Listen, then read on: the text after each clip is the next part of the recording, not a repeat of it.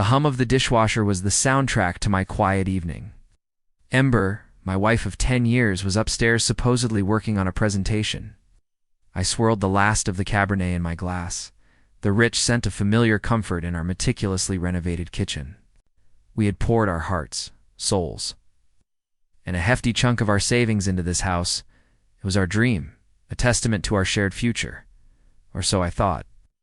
My phone buzzed on the counter, a wrong number, judging by the unfamiliar area code. I almost ignored it, but curiosity, that insidious little gremlin, nudged me. I tapped the notification. It was a picture message. It was Ember. Undeniably Ember, but not the Ember I knew, the one upstairs in our shared dream house. This Ember was naked, posed provocatively. Her eyes glazed with a lust I'd never seen directed at me, her lips parted, whispering a silent invitation. My stomach lurched. The blood roared in my ears, drowning out the gentle hum of the dishwasher. My fingers trembled as I reread the message beneath the picture. Aussies, can't wait to feel you inside me again, baby. Meet me at the usual place. The usual place. The rage roared and burned, beginning to eclipse the initial shock. I scrolled back through my text history. Finding the number she'd mistakenly sent it belonged to a contact named Tom. Tom. The name echoed in my mind, a discordant note in the symphony of my life. My first instinct was to confront her, to scream, to rage, but something held me back. A cold, calculating calmness settled over me. I wanted answers. I wanted proof. I wanted revenge. Over the next few days, I moved through life in a daze, Ghost in my own home. I watched Ember, searching for any telltale sign, any flicker of guilt. She was impeccable, the picture of a devoted wife. The dissonance between the image on my phone and the woman before me was jarring, fueled my resolve. I started following Tom. It wasn't difficult. It was brazen, posting pictures of himself at a local gym, flexing his mediocre muscles. His social media presence screamed insecurity masked by bravado. I learned his full name, his occupation, even his address. He was a personal trainer at the same gym Ember had recently joined. The pieces clicked into place with sickening clarity. I hired a private investigator. It was expensive, draining the savings account we'd earmarked for a family vacation, a vacation that now seemed like a cruel joke. The investigator confirmed my suspicions, provided photos, dates, times, a detailed chronicle of their affair. The usual place turned out to be a cheap motel on the outskirts of town. The irony wasn't lost on me. We had a beautiful home, life built on supposed love and trust, and she chose that. The day of the confrontation arrived like a storm cloud. I called Ember, telling her I had a surprise for her. She sounded excited, oblivious to the impending hurricane. I drove to the motel, the investigator's photos clutched in my hand, each one a fresh stab to my heart. I waited. Wasn't long before Tom's familiar car pulled up, swaggered out a smug grin on his face, and disappeared. Inside and aware that I was parked just across the street, my phone camera recording his every move. A few minutes later, Ember arrived. She looked radiant, her eyes sparkling with anticipation. She practically skipped into the motel room. My hands clenched on the steering wheel, the leather creaking under the pressure. I waited another hour, letting anticipation, theirs and mine, build. Then I walked to the room, the investigator's photos tucked into my jacket pocket.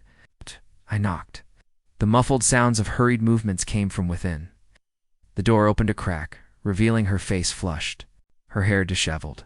Her eyes widened in horror when she saw me. "Surprise," I said, my voice a low growl. I pushed past her, entering the room. Tom stood there half-dressed, his face a mask of confusion and fear. The air was thick with the stench of cheap perfume and stale cigarettes. It was a fitting backdrop for the scene that was about to unfold. I threw the photos onto the bed. Ember's face drained of color. Tom stammered, trying to explain, but I cut him off. The rage I'd held back for days finally erupted. I lunged at him, my fists connecting with his jaw. He crumpled to the floor, whimpering. I didn't stop.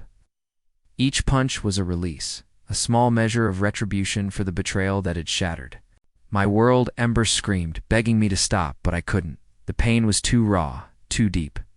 Finally, I stood over him, panting, my knuckles raw and bleeding. He lay there, broken, pathetic mess.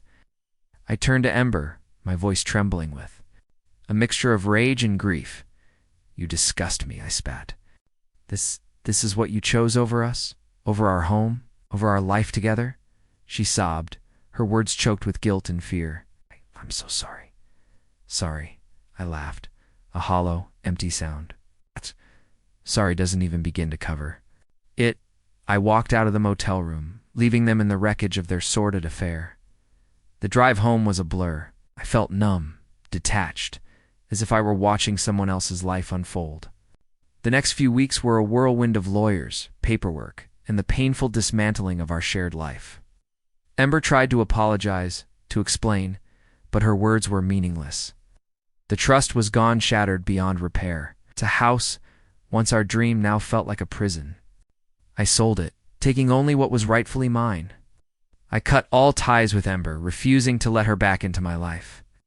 Tom, I later learned, lost his job at the gym, his reputation tarnished. He slunk away from town, a disgraced reminder of Ember's infidelity. I found a grim satisfaction in his downfall, but it didn't ease the ache in my heart. The healing process was long and arduous. There were days filled with anger, days consumed by grief, and days when the emptiness threatened to swallow me whole. But slowly, painfully, I began to rebuild my life. I moved to a new city, started a new job, and began to form new friendships. The scars of betrayal remained a permanent reminder of the pain I had endured, but they also served as a testament to my resilience, my ability to survive and emerge stronger from the ashes of a broken dream. The hum of a new dishwasher fills my new kitchen now, a different sound in a different place, marking the beginning of a new chapter. The past is a ghost, a whisper in the quiet moments, but it no longer holds me captive. I am free.